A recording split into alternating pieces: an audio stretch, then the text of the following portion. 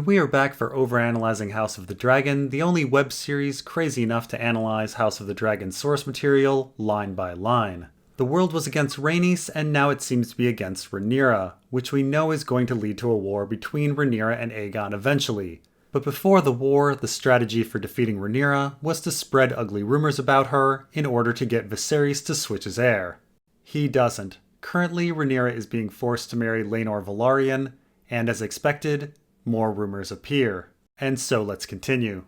And here again our sources differ. That night, Septon Eustace reports Sir Criston Cole slipped into the princess's bedchamber to confess his love for her. He told Rhaenyra that he had a ship waiting on the bay and begged her to flee with him across the narrow sea. They would be wed in Tyrosh or Old Volantis, where her father's writ did not run, and no one would care that Sir Criston had betrayed his vows as a member of the Kingsguard. His prowess with sword and Morningstar was such that he did not doubt he could find some merchant prince to take him into service. But Rhaenyra refused him. She was the blood of the dragon, she reminded him, and meant for more than to live out her life as the wife of a common sellsword. And if he could set aside his Kingsguard vows, why would marriage vows mean any more to him? So once again we return to the love and sex life of Rhaenyra Targaryen. Now, as we have multiple storytellers and many of these stories are similar and the timeline is messy, there can be a lot of confusion on what exactly happened between Rhaenyra and the men around her. This, of course, is the intention of Gildayn.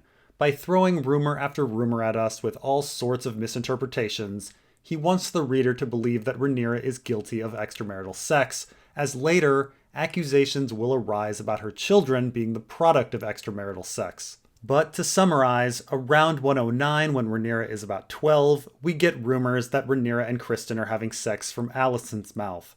Then around 111 when Rhaenyra is about 14, we get a rumor about Rhaenyra and Daemon having sex from Septon Eustace, which almost certainly came from Sir Auric Cargyle, a Green supporter. And then we get rumors from Mushroom about Rhaenyra and Daemon having sex lessons for the purpose of seducing Criston, but no vaginal sex. Now, considering the fact that it's exceedingly difficult for Rhaenyra and Daemon to have private time, Daemon and Viserys reconcile in just 5 years, and Criston Cole rises to Lord Commander, it's rather clear that none of these things actually happened. The Greens were spreading lies to try to get Viserys to switch his heir. Daemon likely simply asked to marry Rhaenyra and was turned down as he was already married. And if Criston and Rhaenyra were romantic, Viserys certainly didn't know about it. Anyway, the year is now 114 and Rhaenyra is 17 and betrothed to Rhaenyra Velaryon. And then something happens between Criston and Rhaenyra. The two clearly have a falling out. By the time of the dance, Criston is calling her wanton and labeling her children bastards, with no reason to do so. Rhaenyra has essentially no interaction with Criston after this time period. Nothing. For 15 years. And yet he despises her. Something must have happened. So what on earth was it? And so we first get a striking rumor from Septon Eustace. And I say it's striking as it paints Rhaenyra in a rather positive light. Criston Cole professes his love and Rhaenyra turns him down. There's no talk of the two having sex, and it is Rhaenyra who speaks of valuing vows. Which is really, really odd. Septon Eustace is not exactly a Rhaenyra fan. He has already claimed that she has had extramarital sex with Daemon, and later during the war, Eustace portrays Rhaenyra as rather cruel and is quite uncharitable to her on several occasions. In fact, the text flat out tells us that Septon Eustace did not like Rhaenyra. So, why on earth is he being positive here? Now, I will say that of all the rumors that we hear, logistically, this one actually works. Criston is Rhaenyra's sworn shield and they spend all sorts of time together. Yes, Criston could absolutely slip into our bedchambers, it wouldn't be a problem. And yes, young people who are attractive, who spend time together, often develop romantic feelings for one another. And yes, it seems likely that an offer to run away together would be rejected by Rhaenyra. This all fits. Septon Eustace may be being positive simply because it's actually what he believed happened. He certainly has no reason to lie and paint Rhaenyra in a good light. And unlike the earlier tale that Auric Cargyle fed Sir Eustace, There's nothing about this tale that advances the Green's agenda, nor the Black's agenda. It's simply a story that seems true. How the story came out is a bit of a mystery. Did Criston spill the beans to one of the other Kingsguard? Did Rhaenyra tell someone? Did the ship captain tell people? We aren't sure how Eustace knows about all of this, but otherwise the story seems quite reasonable. Except one small part.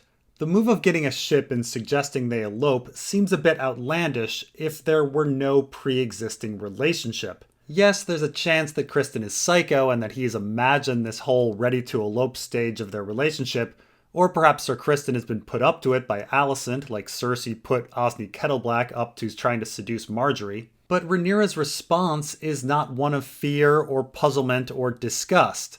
She isn't rejecting him on personal reasons. She doesn't say that they aren't a good match. She rejects him on purely professional reasons. She needs to be queen, and he needs to honor his Kingsguard vows. For Septon Eustace's full story to be believed, there really must have been a relationship, and considering that later Criston calls Rhaenyra wanton, it seems that yes, it was sexual.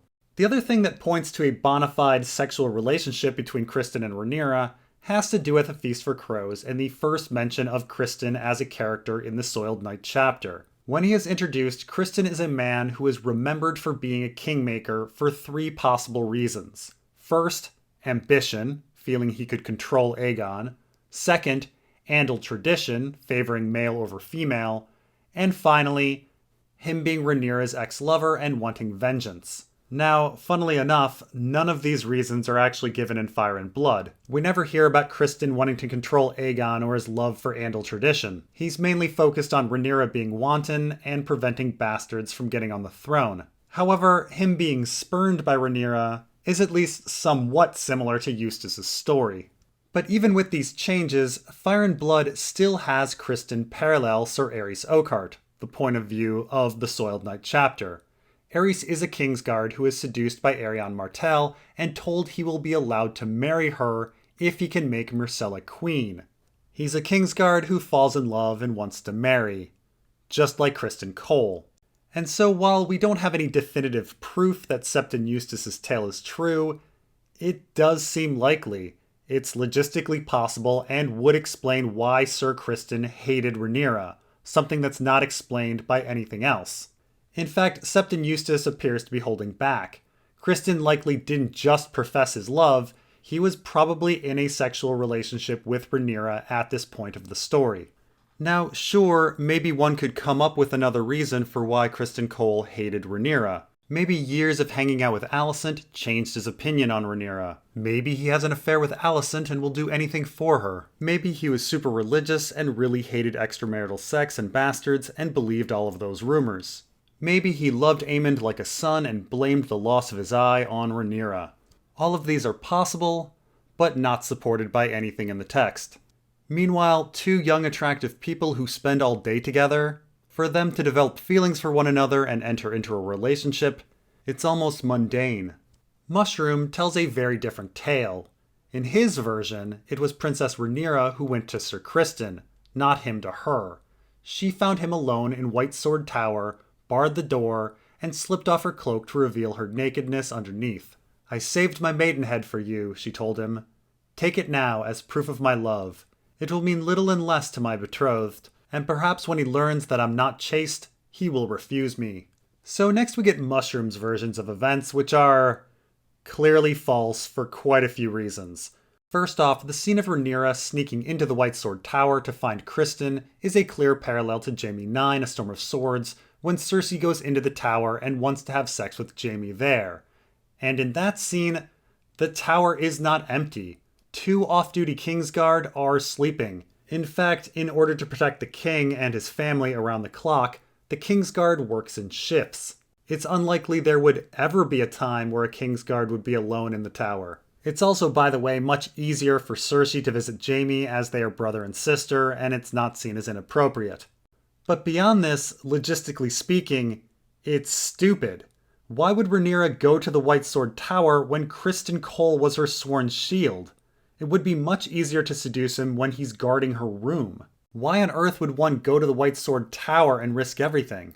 But most importantly, Mushroom's tale is clearly false, as it's just a rehash of a story he's already told. In his previous tale about the sex lessons, Rhaenyra already saved her maidenhead, already approached Criston, and was already rejected by him in disgust after she finished filleting him. It makes little sense that she would attempt the exact same thing 3 years later. In fact, this later story is contradictory within itself. The quote, "It will mean little unless to my betrothed, and perhaps when he learns that I am not chaste, he will refuse me," makes no sense. Rhaenyra says that Laenor Velaryon does not value her maidenhead, but then says he would value her maidenhead immediately after. Which is it? Mushroom cannot keep his story straight within the same sentence. Yet for all of her beauty, her entreaties fell on deaf ears, for Ser Criston was a man of honor and true to his vows.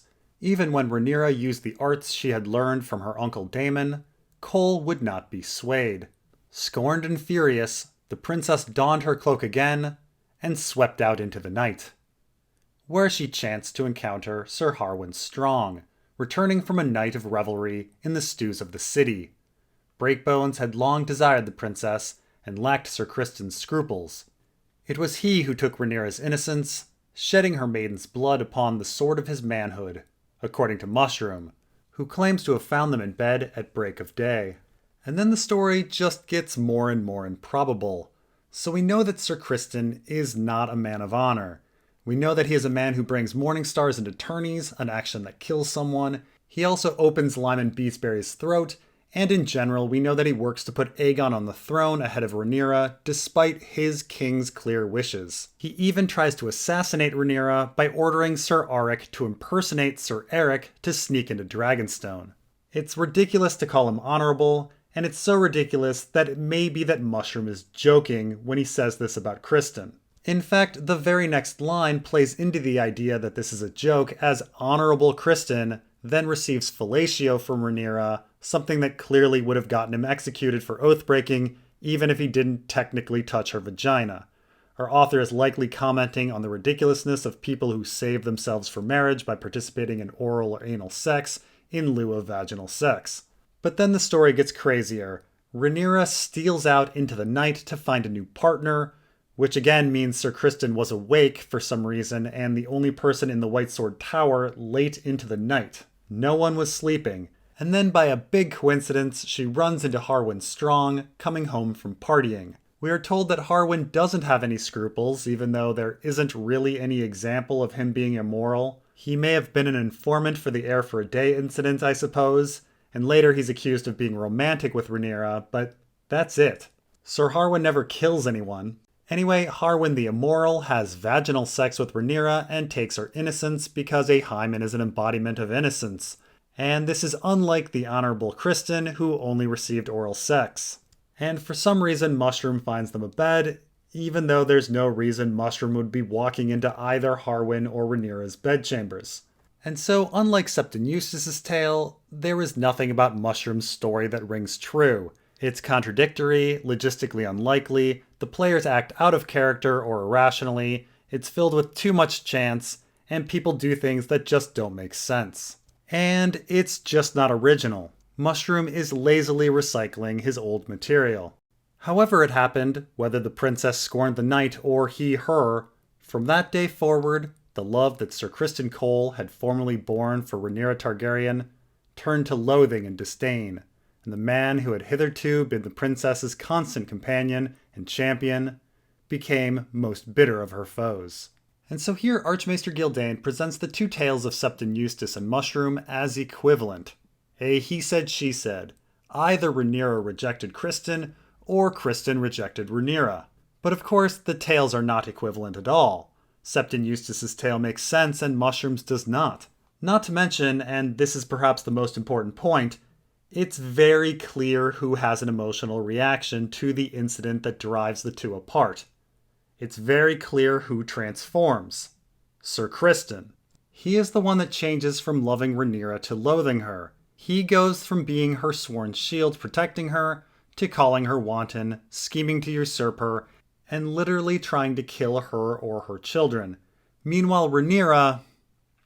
Yeah, she changes her sworn shield and who she favors at tourneys, and that's it. And we aren't even sure when the switching of her sworn shield happened. It may have been after Criston killed Joffrey Lonmouth, and so it would be completely reasonable that she wouldn't have him as her sworn shield anymore, as it would make her new husband very uncomfortable. More on this in a bit. Other than that, there is literally not a single negative action that Rhaenyra ever takes against Sir Criston Cole. She does not try to harm him, she does not speak ill of him, she does not revel in his death. He's practically invisible to her. So, what happened? Did the princess scorn the knight, or he her? Is this honestly a difficult question? It's overwhelmingly obvious that Sir Criston was the one who was rejected by Rhaenyra and not the other way around. Which means obviously Septon Eustace's tale is more credible than Mushroom's. But once again, Gildain tries to muddy the waters around the truth.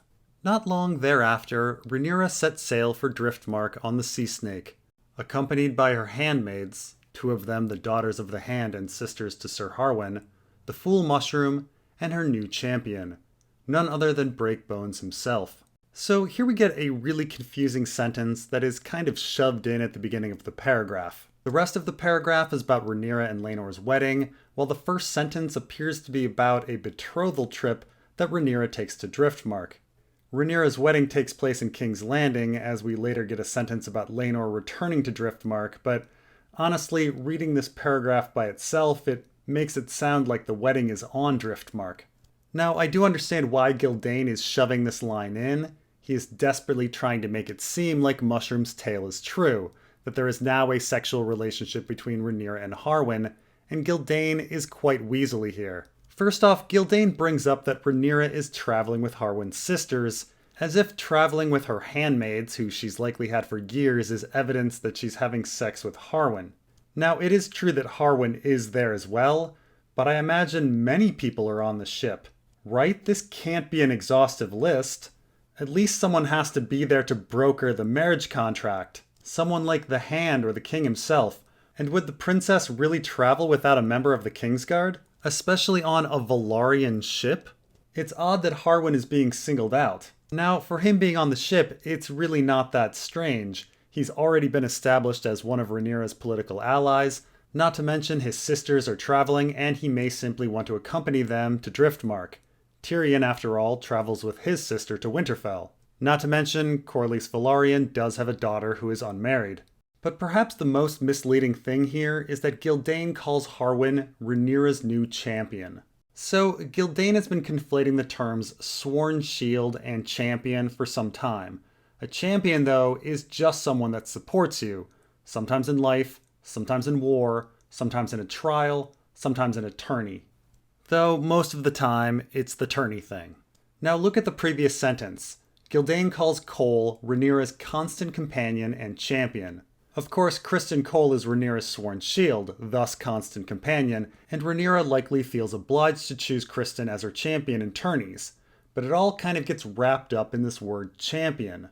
So Gildain calls Harwin Rhaenyra's new champion, so it seems like Harwin is Rhaenyra's new sworn shield. But the text doesn't actually say that. We don't know who Rhaenyra's sworn shield is. It may still be Criston. He may be on the ship too. We don't know. And how is Harwin a new champion?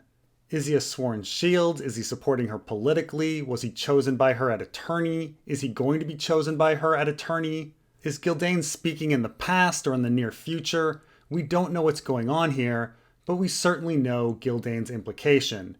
He's trying to make it look like he's Rhaenyra's new favorite who is around her all the time, just like Criston was, in order to eventually imply that he's the father of Rhaenyra's children. Now, it does appear that Harwin becomes Rhaenyra's sworn shield at some point, as the text does say that Eric Cargyle replaces him in the role in the year 120. But we do not know when Harwin first takes on the position. The most logical time would perhaps be after Criston Cole kills Joffrey Lonmouth. Laenor would obviously feel uncomfortable with Cole being Rhaenyra's sworn shield and would want a replacement. And so Criston would be switched to Alicent. That said, even that time period doesn't really make sense as Harwin is injured during the wedding tourney and wouldn't be a very good sworn shield. Really, most logically, one of the other Kingsguard would have been Rhaenyra's sworn shield, and then at some point in the future, Harwin takes on the role. And this is a good place to stop. Next time we'll talk about Laenor and Rhaenyra's wedding. Thanks for watching, and we'll see you next time.